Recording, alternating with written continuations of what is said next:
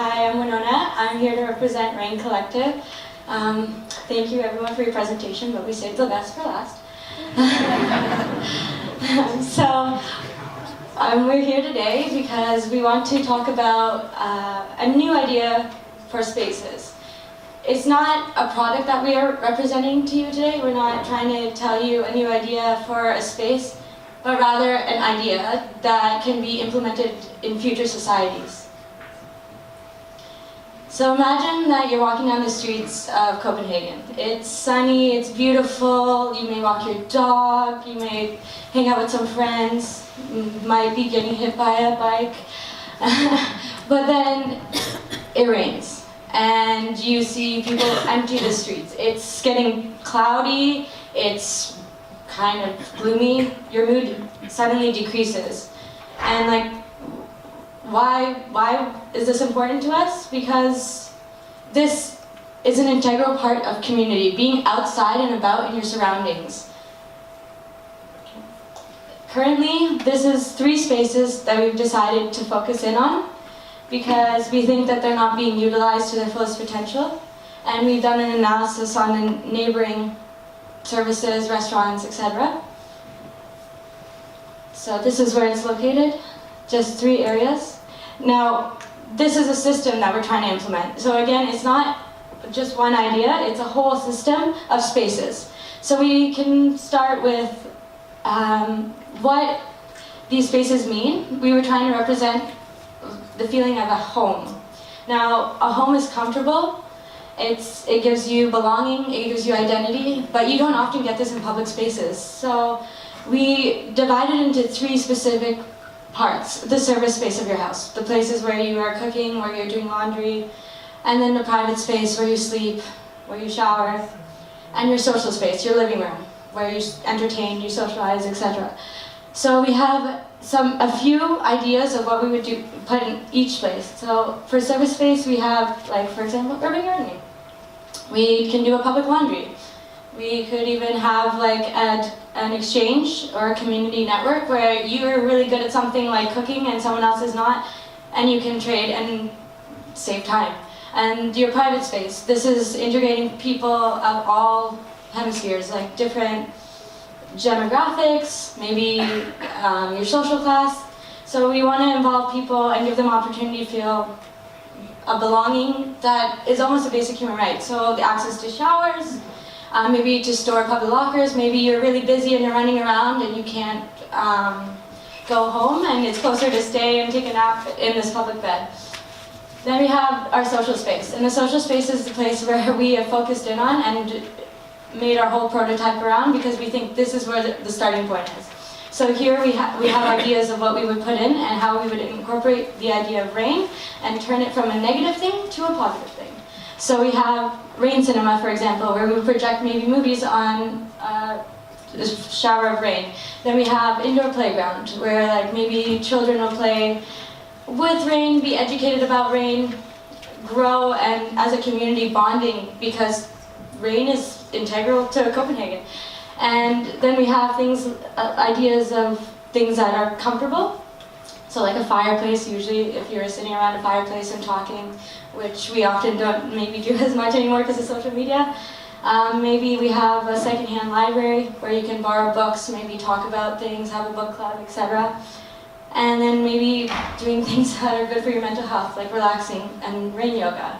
So the idea is that the more you act on these activities involving only being open when it rains, you're going to be so excited when it rains. You're going to want to go there, you're going to be like, okay, now we have to use this space.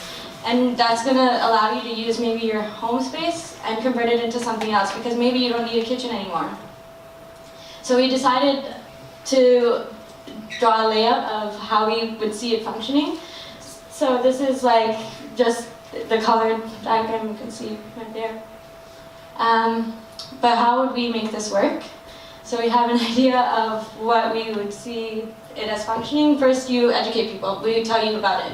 We're going to be telling you our idea for a future society. This is how we think that with the growing population, we're going to need to have solution for having microspaces and making something larger where people can go and escape to. So then we tell companies, we've researched these two companies, keacharrette and Sharing Copenhagen, because they do similar things in the nearby city, and they would probably be interested in helping fund us. So then we go to what we would do as crowdfunding. So we have anyone who's interested in it and would help create the next step, which is getting the actual tools. How do we build this?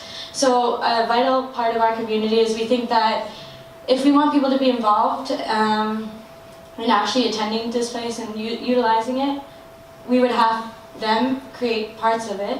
Just like in your home, when you decorate your room, you put up your favorite posters, or you want people to be able to make this space personal, so they can help build it. They can put murals, they can maybe make objects with the rain and the water and play around with that. So ultimately, with the help of professionals and the community, we'll make this space. We haven't exactly narrowed in on the specific rain and water technology, but these are ideologies that we would want to implement in these spaces, especially in the service one. So for example, because it's such a key focus of rain, we were thinking maybe to make energy out of this rain. So we would collect it, and it would go kind of in a reservoir and create maybe a greenhouse. We could use it for, but again, there's not enough rain to do that sometimes.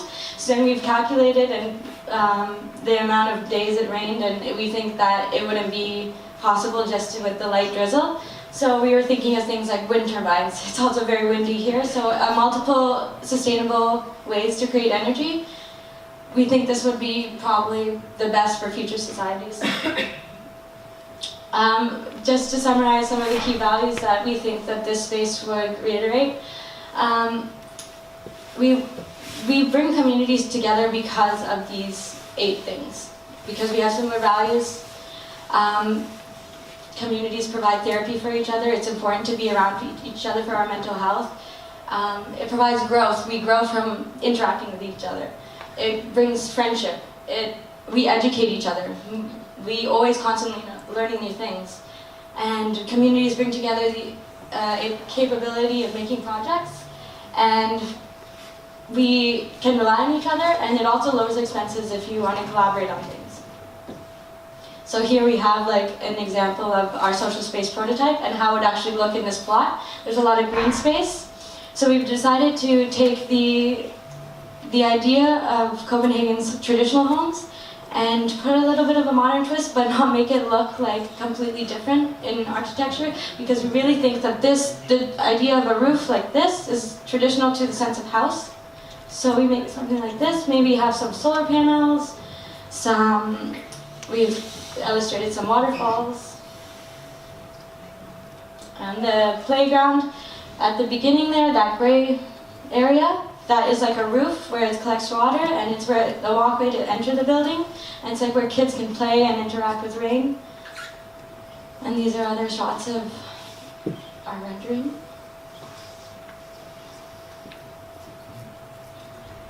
Yeah. And here's the layout. Thank you.